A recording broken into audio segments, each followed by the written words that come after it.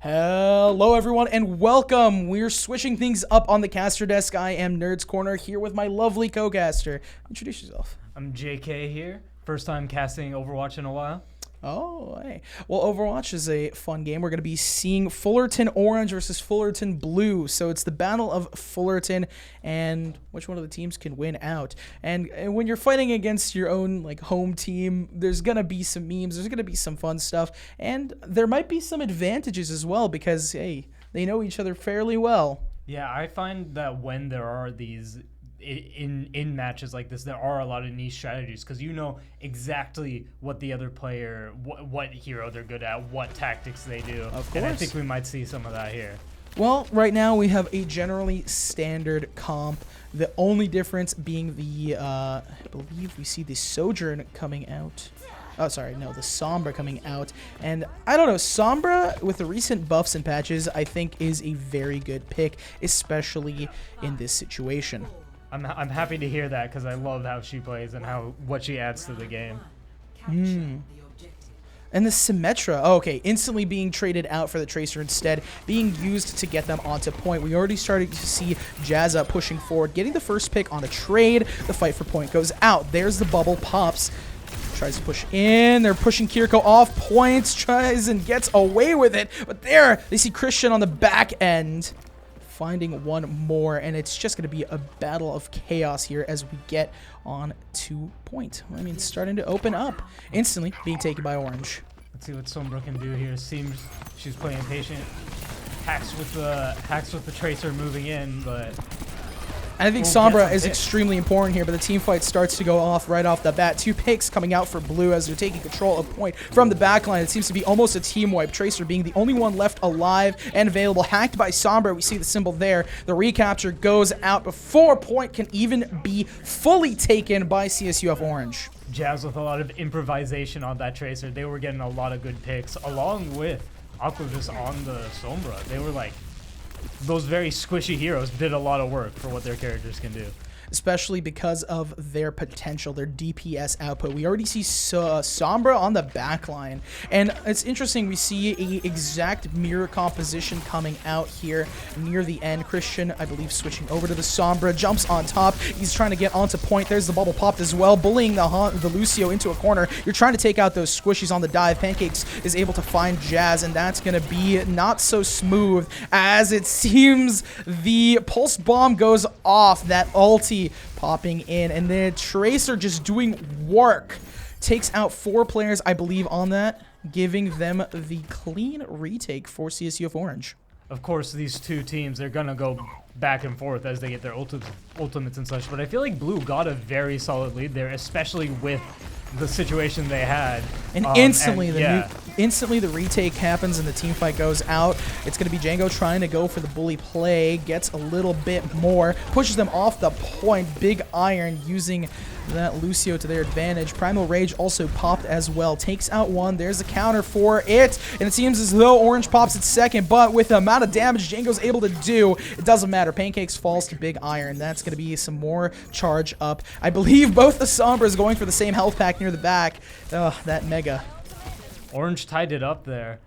Very even match despite Blue's good lead up there. I guess they just... Oh, but they touch onto point. It seems as though they get into it. The EMP goes out as soon as the Kiriko ulti, giving them some space, but the bullying doesn't stop here as Aqua is able to find 2-3 more near the end.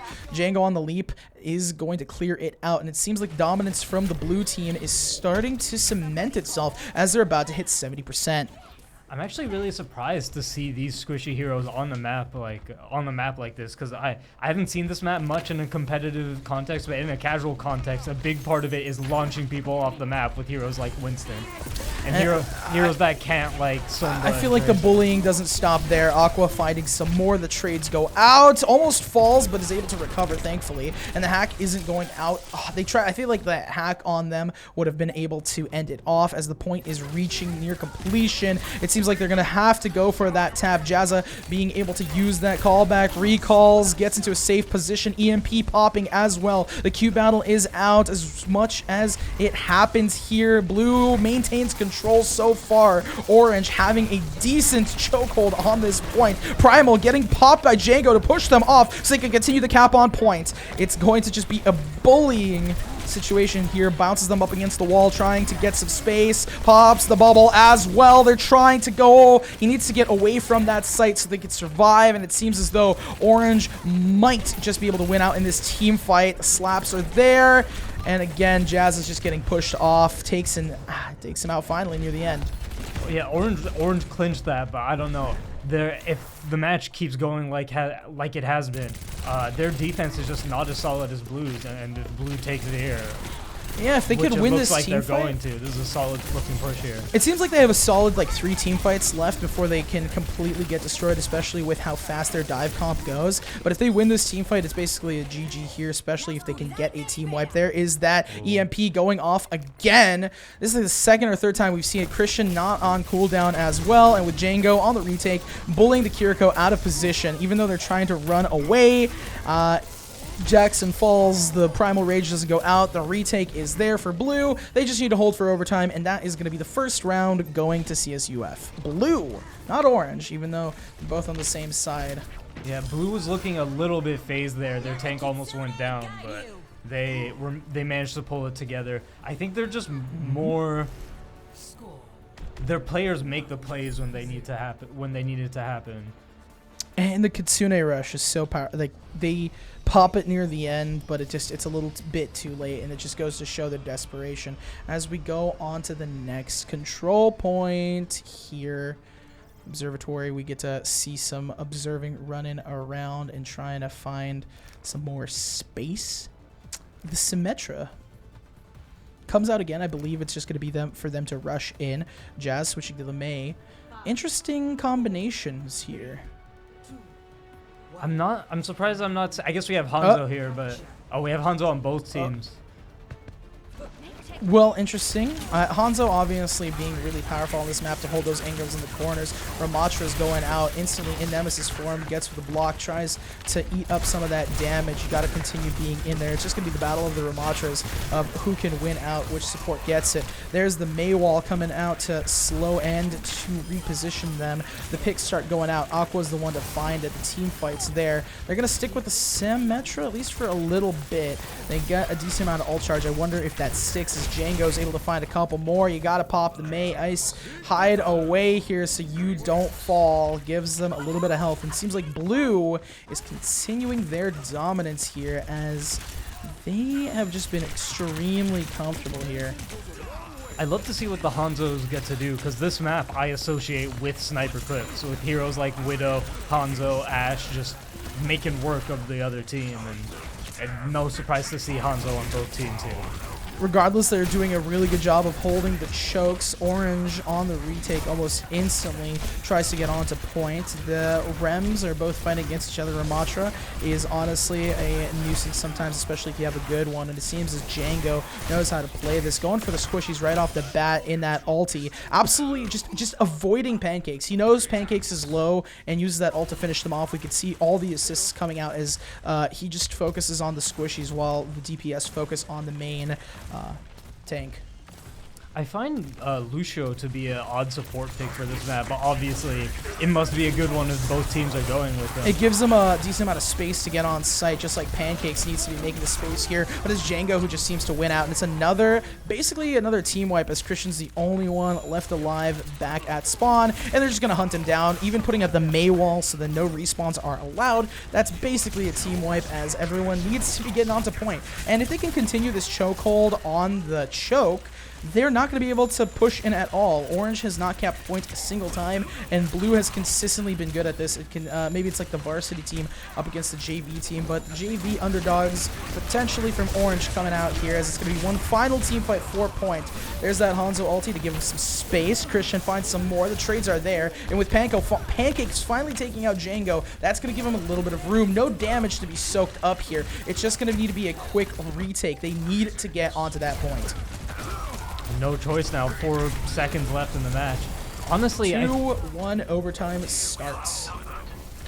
It's not looking good for Orange here. Honestly, I think their only move there was to get like some insane picks with like Hanzo or Ramatra. Ooh, speaking of Hanzo, he almost falls on the high ground. That would give him a decent amount of space, but Christian stays alive and is able to actually find 2 picks of that. That's going to give him a huge positioning advantage here on the retake. They actually take the point, but I don't know if it's enough. They got a lot of catching up to do. Yeah, I don't know if those picks are good enough. And with Pancakes having to run back for the heals because the supports had fallen there, he's not able to go and contest chokes, right? Because we saw them pushing up into the spawn and doing a decent amount of damage by just holding on to that point. But with Sim here, with Symmetra, hopefully putting up some of those turrets, and with ultis online and active, I feel like it might work out.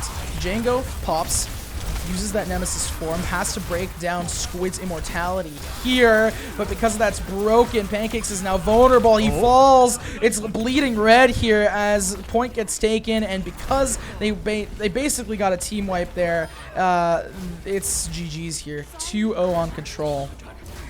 Excellent job from Blue, just oppressing the offense there, just not letting him go through. Like, again, there's always going to be a back and forth, especially at this level when both teams can throw down, but at one point, if you're just being shut down like that, you really got to make something special happen to bring it back. And it's not surprising that Ramatra over here is going to be at the top of the kill feed doing that.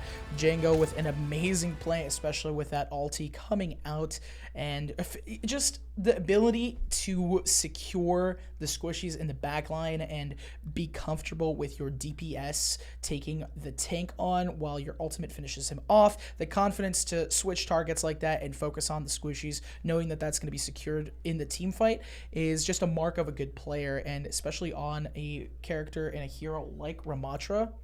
Yeah, it's really interesting how in this game, despite having 50% less tanks, the tanks have been, with the ones they've added, have ended up being even more important than they were in the last title. Well, I mean, tanks in general, they soak up the damage. They do a decent amount of it as well. And because there's one tank, they have such a pivotal role. Because there's only one, they can't really play off of each other, and they can't. It's like a worrisome thing, right? If you have a really strong tank player that dominates the lobby, because there's only one of them, it's a lot more noticeable in general, not only in the broadcast, but also as players in the actual game. But as we go on to that hybrid map, how do you think Orange is going to come back from them? I just double checking my notes here because right now it's 1-0 in terms of games, but 2-0 in terms of control on that control map. I feel like they may come back in this hybrid map here.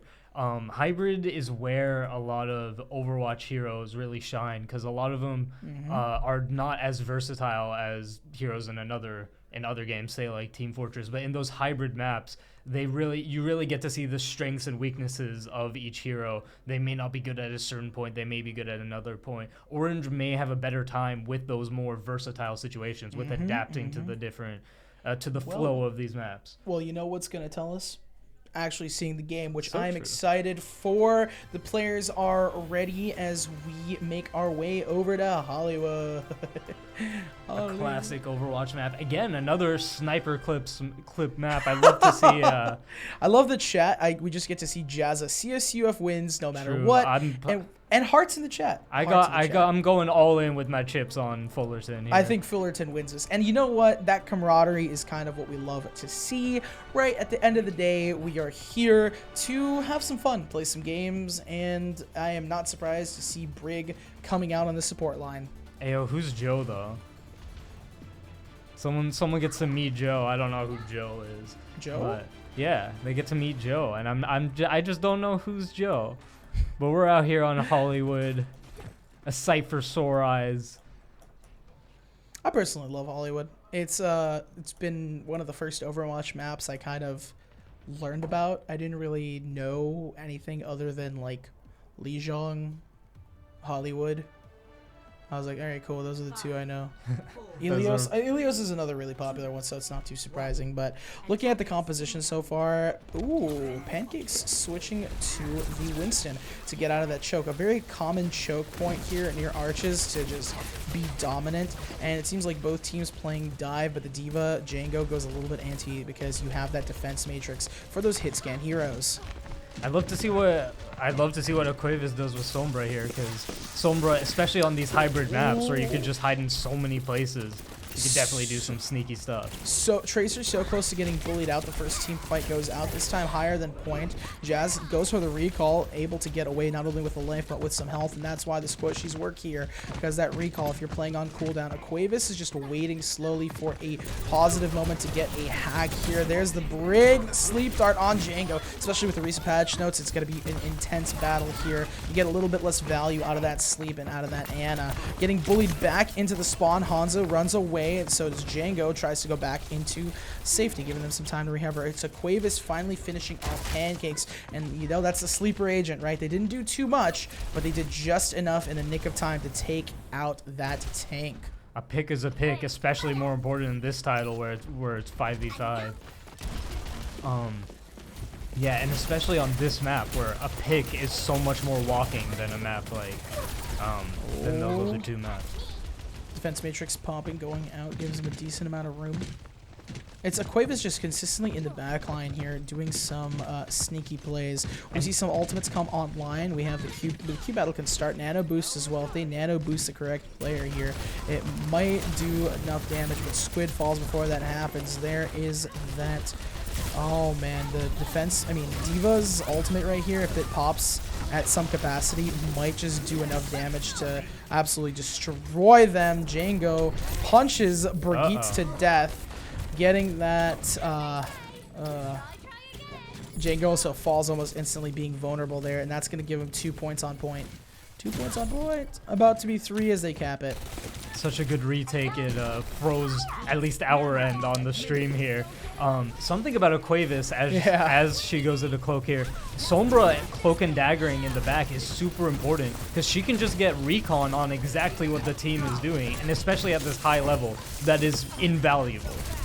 The self-destruct, I mean, it had a decent amount of value, but it unfortunately didn't work. And with it bleeding blue here, it seems like blue is not able to hold on to that point, given the 5 minutes for CSUF Orange as they finally break through. And now, as the pressure is mounting onto Orange, how well can they stop them from reaching that first checkpoint?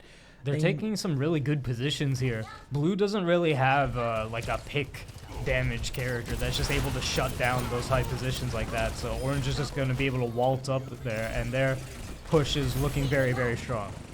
Jazz still able to capitalize it, finds 2 off on Jackson as well. There's going to be some supports down. The nano boost is online, and Christian does have overload available. If they combine, I mean, a nano boosted Sojourn is terrifying. Pancakes waiting for the heal. Seems like a good combination between the two of them. Yeah, I actually haven't considered Sojourn on this map. She could do some wild stuff like off of these roofs if Chris is able to pull off the unreal flick shots here. Ooh, but there's 2 really crucial picks on the supports near the back line, allows for some more picks. That's going to be Tracer down. It's just 2 players left for Orange as the push continues. Payload is going to be moved back just a touch, and that's going to be some time ticking down. And right now, that's kind of what Blue needs to be doing. How much time can they tick down off that clock, especially because they have a whole 4 minutes of battling before they can go next. Yeah, 4 minutes is a very long time at this high level. Aquavis looking to do something silly, something goofy, or maybe just get some recon. Nope, we got some silly goofs. Hops into the backline, instantly gets spotted out, has to use the TP, that cooldown's out, so you can't go for a flank again. That's going to be a little bit more. Jackson, I believe, either popped the nano boost or didn't have it at the time. Squid's the one that has it up, and they're just holding on to these ultimates for a crucial moment in a team fight near the end. Won't be surprised if we see it here. There is that Primal Rage, goes out for the find. It's going to be Pinoy who finds it. Spartan gets them. Squid's down. Primal Rage gets one more. Christian with the overclock, and that's going to be an ultimate battle that's going to give Orange the retake that they need. They finally make the space that they have as they're pushing on to the first checkpoint here. If they can get it, that's going to give them a bunch of time, about 5 minutes total, especially, well, 2 minutes added, 5 minutes total, if they can get it. Definitely not looking good for Blue if they take it here. And it's surprising how they, very crucial choke point there. Just those 2 picks is about to give them 5 more minutes. It seems like Django's trying to get some picks here. Big Iron finds Christian. That's gonna, the stall needs to go out here, especially if you were gonna start pushing the payload back. You gotta be doing it here at a crucial moment. They are able to stop it and keep 2 ultis online and active. And honestly, the D.Va self-destruct, that could win you a solid team fight and keep the payload pushing backwards. And because of that, if CSUF Orange can't, honestly, they have a whole 2 minutes. They have a decent amount of time here to play with. At least 2 or 3 more team fights before they really need to focus up. The payload is rolling back a significant amount. Something about D.Va's self-destruct is that Orange doesn't seem to have a hero that can affect it at all. Like no Roadhog to hook it and take the blast. They'd be completely subject to it. EMP goes off in the back as well as a self-destruct. Everyone pushes away from line of sight. They do manage to retake that payload and push it a bit more, but it's going to be contested. Actually, it's not. Orange has a couple players on it. Finally, the contest is there. It gets broken. I believe Django breaks out of it and has to run away. Nope, still in the D.Va armor. And that's going to be a quick and swift retake here for Blue as they push again. They're just bullying the Tracer out of position. Finds Pinoy Spartan. And the payload keeps moving backwards. Orange winning out in the team fight. Speaking of bullying, Blue's offense heroes are both characters that are like squishy characters that like sneak in and sow disorder. Not a lot of like just big team power fights between these 2 heroes, and I feel like they need it, right? It's a main part about staying in the game here, right? You're just trying to worry about that. I believe they're I think the rally goes out as well. Brigitte giving them a decent amount of shield. Whoa. Oh.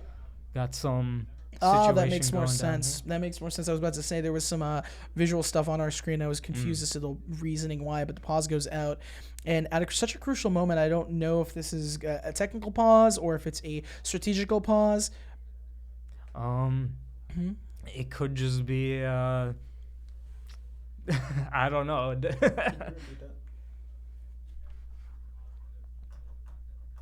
Okay, I'm gonna keep it real. I'd love to like talk with chat during this intermission, but I don't know what channel we're streaming on. Oh, okay. This is recorded currently, and it's gonna be uploaded onto it's gonna be uploaded onto our social media. So, if you guys are watching this, whether it's gonna be a live rerun or whether it is just on the YouTube, thank you guys so much for being here. We appreciate it, and I think it's something to do with the competitors.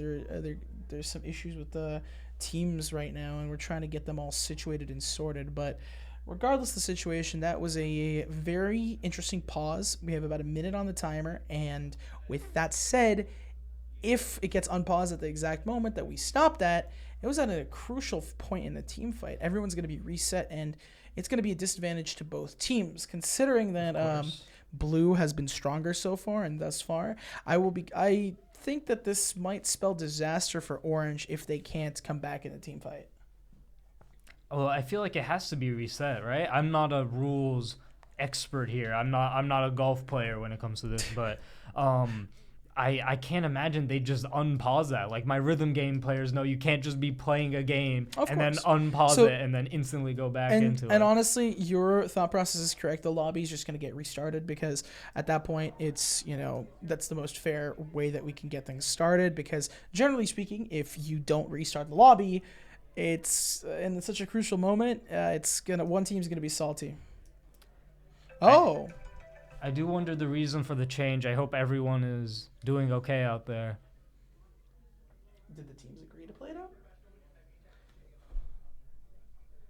It sounds like we might be doing the rhythm game unpause. So it seems like we're just going to be playing it out from the pause as one of the teams needs to head on out regardless. So unfortunately, it seems like we might just be getting into it. And no, it is. And this is such a crucial moment here as we see Brigitte ulted as well. So that's going to be some moments here as the tides turn. Ana is getting bullied in the backline. That's going to be Squid. Primal Rage pop just to focus that. And it seems as though the next one is right there. Big Iron finding one more. Jazz on LGXD. And it seems as though during the reset they had a little bit of time to work with. CSUF Blue kind of faltering here, only a couple players. Orange being able to capitalize on the situation, and they still keep 2 ultimates out of it. Payload being pushed back at least a touch, and seems like ball action.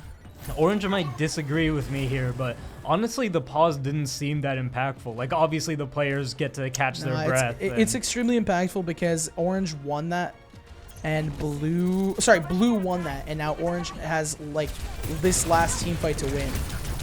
And if they can't win on this team fight, if they can't get onto point, it's GG. It's GG. If they can't get onto this point, that's exactly what needs to happen. Overtime starts, it's being taken down as we're taking a look at the payload. There's 2 players on Blue here. Ball is on, ball falls. That's going to be basically a team wipe there. No one can get onto point, and that's what I was talking about. In that final crucial moment, Blue was able to capitalize in the situation. Orange had to push away. Their tank fell, and because of that, in the final team fight, they didn't have the ability to clutch things out. They still seem to feel oppressed, but there's no bad blood. Of course, these 2 teams are allied with each other.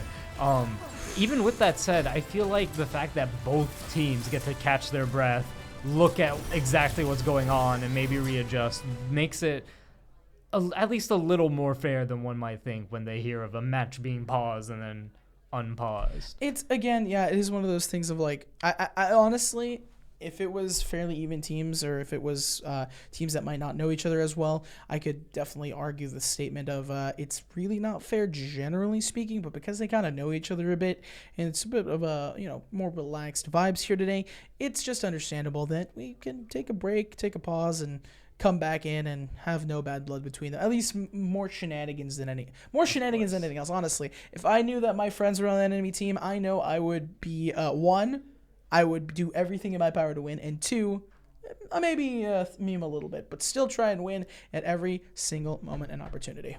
Honestly, if I must be real about the shenanigans, I was expecting a bit more like Sombra Diva shenanigans, just some traditional plays from them, but it's still good to see everyone having a good time regardless. And they did a really good job here. Orange, obviously, I mean, they might be the slightly newer team or the newer roster. They have a lot to learn from Blue, and both these teams, since they are both from Fullerton.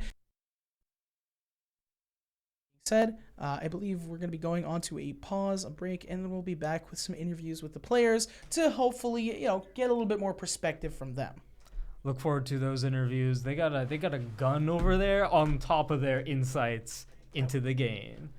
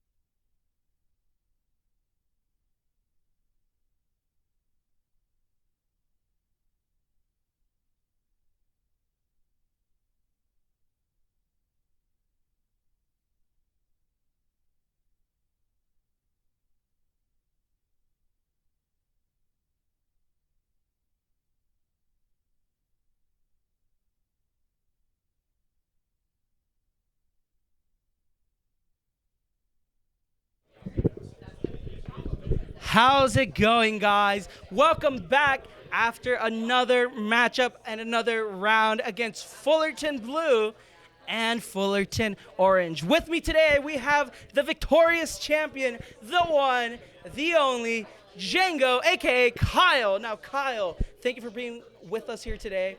One of my questions to you is very simple.